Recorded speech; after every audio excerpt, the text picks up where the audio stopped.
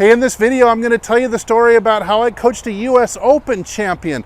And for the first time, with the help of some really cool POV camera angles, I'm going to reveal what we worked on that made her hit the ball so much more consistent and straight. All right, so here's the backstory. So I booked a lesson with a woman from Minnesota, which was highly odd to begin with because although I get a lot of people traveling from other states to come out and do instruction, it's very rarely that I'll ever get a woman who's going to travel halfway across the country to learn Mike Austin and biomechanically related movements. She shocks me again and she says, well, I shoot anywhere from 65 to 77. And now I'm just floored. This is impossible, right? I can't imagine the 77-year-old woman can shoot 65. That's crazy, right? What a crazy story. And then she finally confesses. See, she'd been holding out on me this entire time. I don't know, maybe to see if I recognized her or what have you, but she finally says, well, my name is Jerilyn Britz, and I actually won a couple times on the LPGA Tour, including the 1979 Women's US Open, and I'm just floored, right? This is just the coolest moment, right? That I'm gonna get to work with a US Open champion. Like, what could I possibly help her with that she doesn't know already? So she tells me that there's a few issues with her swing that have been eating at her. They're just old habits she's had for a long, long time that are preventing her from hitting the ball as straight and consistent as she would like. And now, since I'm quite certain that a large number of people watching this right now swing with the same error that she was swinging with, that I'm sure following this video is going to make you better too. All right, so Jerilyn had an issue a little bit with low point control and path and face control. So sometimes she would thin it a little bit or drop kick it a little bit. Not too bad, very good player, but mostly having an issue with pushing it and overhooking it. So we have a path and a path to face issue. So here's what her swing looked like in a nutshell through the impact zone. She's coming in nice and shallow from the inside, which a lot of people in those days, especially a lot of ladies, were coached to do if they were any good, because it's a great way to get distance. So the issue was with into impact and the follow through. How the follow through was going to center field or even right center field with the handle of the club, and then her toe was flipping over like this. So she was hitting the ball like this. Okay, now let's look at that same move from your point of view perspective.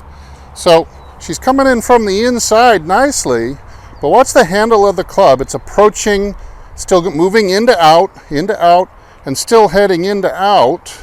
So we're going to get a path that's overly into out. Now watch the follow through as the toe turns over quite a bit like this. And so that's the way she played, and there was quite a bit of inconsistency in direction in doing it like that. Now here's the inherent problem of bringing the handle in, and see it's moving into right field. It's still heading outwards towards the ball for much too long.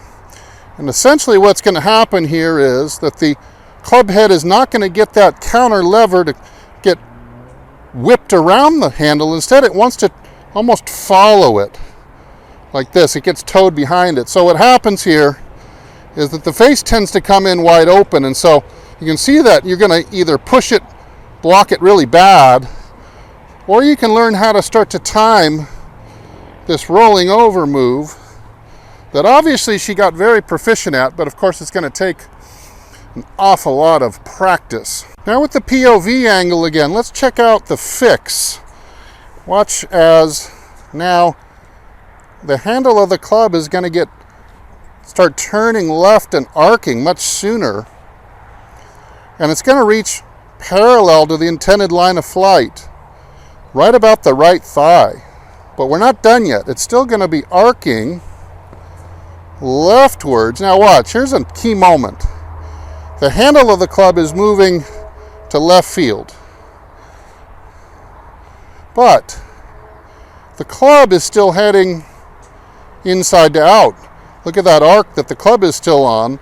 Handle's working left, club face is working into out to square, and the club face is coming in square. Therefore, we can now release it square, looking more like that. So now you've got a club face that's tracking much more square to the arc.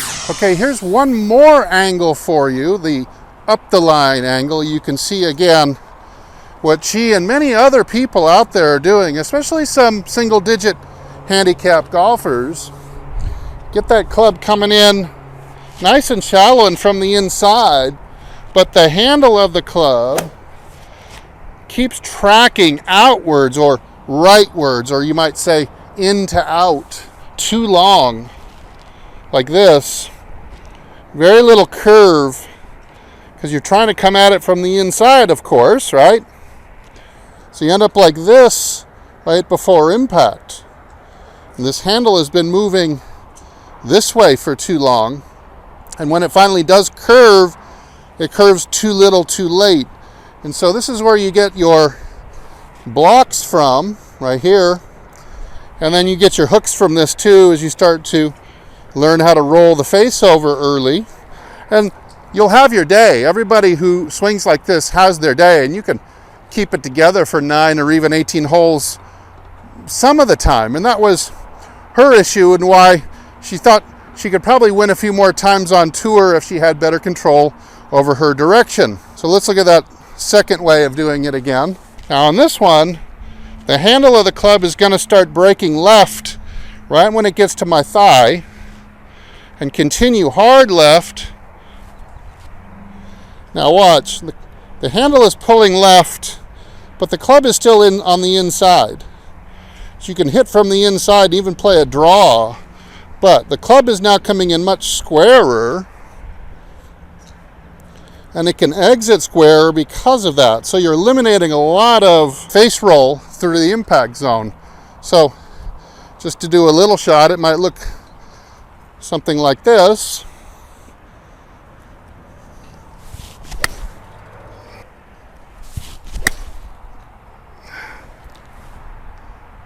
And we got that ball flying pretty straight.